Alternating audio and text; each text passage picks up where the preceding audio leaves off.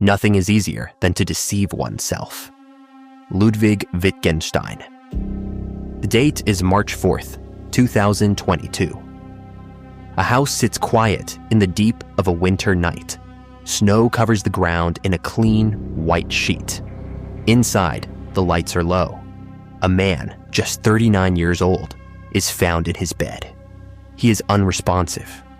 There are no signs of a struggle. No glass is broken.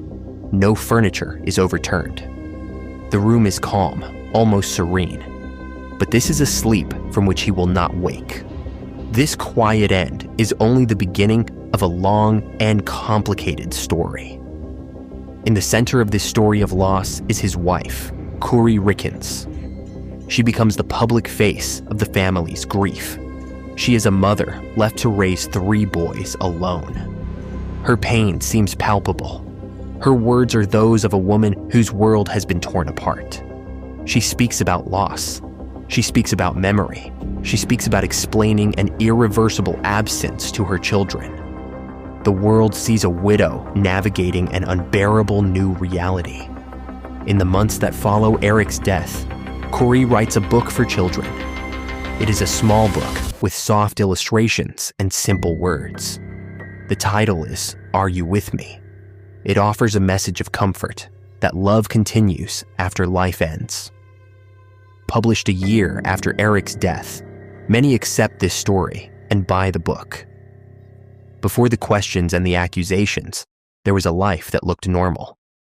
Kouri and Eric married, their home soon filled with the sounds of 3 sons. At the time of Eric's death, they were 9, 7, and 5. The familiar rhythms of a young family wove a fabric of stability and love.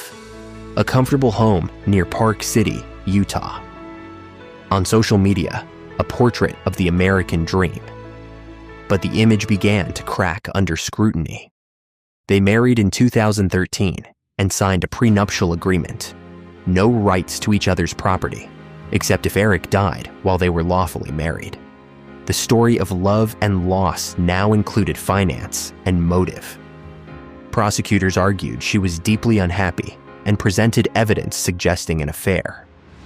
The prenup presented a choice: leave and lose the lifestyle, or benefit only if he died. Disagreements over money met ambitious, expensive plans. Small signs, easy to miss then, suggested a mind plotting an escape with all the benefits intact. Long before the night of his death, Eric Richins received a chilling warning. On Valentine's Day, 2022, he became violently ill after a drink Kouri prepared. He felt numbness, broke out in hives, and feared he was being poisoned. He told a friend his suspicion, later seen as an attempted murder, a dress rehearsal for the final act. Investigators found texts of Kouri seeking powerful drugs, asking for the Michael Jackson stuff. She was seeking prescription pain medication, fentanyl. The timing, weeks before the illness and Eric's death, was no coincidence. 10 days after that first incident, a new life insurance policy took effect. We resist the idea that danger comes from those closest to us. Eric may have suspected the truth, but he stayed. And the threat in that first glass waited for another opportunity. On the night of March 3, 2022, Kouri and Eric were at home. The children were asleep. Kouri had closed a house sale and prepared a cocktail to celebrate. A Moscow Mule, vodka, ginger beer, lime, served in a copper mug. He laughed, talked with his wife, and went to sleep. In the early hours of March 4, Kouri called 911. She said she found him unresponsive at the foot of the bed, cold to the touch. An autopsy revealed a massive overdose of illicit fentanyl, roughly 5 times the lethal dose. The Moscow Mule was the delivery system. The celebration was an execution. What looked peaceful was a silent, calculated act. The house that night was a crime scene, and the harmless-looking cocktail became a weapon of brutal betrayal. In the weeks and months after Eric's death, Kouri embarked on a public performance of sorrow. She presented herself as a devastated widow, a single mother picking up the pieces. She spoke to media and posted tributes online. Her public identity coalesced around the book she authored. A year after Eric's death, carefully orchestrated events drew sympathy and sales. But another reality faced her children as suspicion grew. A juvenile court granted custody of the boys to Eric's family. They were roughly 13, 11, and 9 by then. The home Kouri curated was deemed no longer safe or stable. The children for whom the book was written now lived with the family of the man their mother was accused of murdering. While the world saw a grieving author, investigators pulled at loose threads. The unraveling relied on a vast collection of small facts.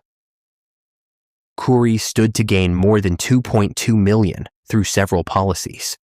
One policy, applied for fraudulently, took effect just before the first attempt. The timeline was damning. Texts revealed efforts to obtain illicit fentanyl from an acquaintance. That acquaintance would later testify. Her public persona and her private messages formed a jarring contrast. Beyond insurance and texts, prosecutors outlined pending financial wrongdoing, prior illness after a drink, policy timing, fentanyl texts, clear financial motive. In May 2023, the unraveling reached its conclusion. Kouri Richins was arrested and charged with Eric's murder. The performance was over.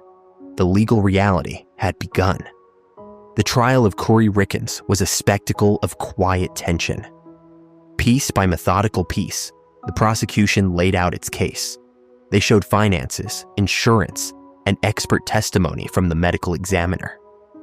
The casual language of requests for deadly drugs chilled the room. They tied the prenup, an alleged affair, and mounting pressure into motive. The defense pressed reasonable doubt and portrayed a grieving mother. Deliberation was remarkably swift. On March 16, 2026, the jury found Kouri Richins guilty. Aggravated murder, attempted aggravated murder, forgery, and 2 counts of insurance fraud. Jurors unanimously agreed the crimes were for financial benefit. Sentencing is scheduled for May 2026. She faces 25 years to life. She still faces 26 other felony charges. Prosecutors also pointed to a ghostwriter behind the grief book. In the end, this is a quiet reflection on truth and deception.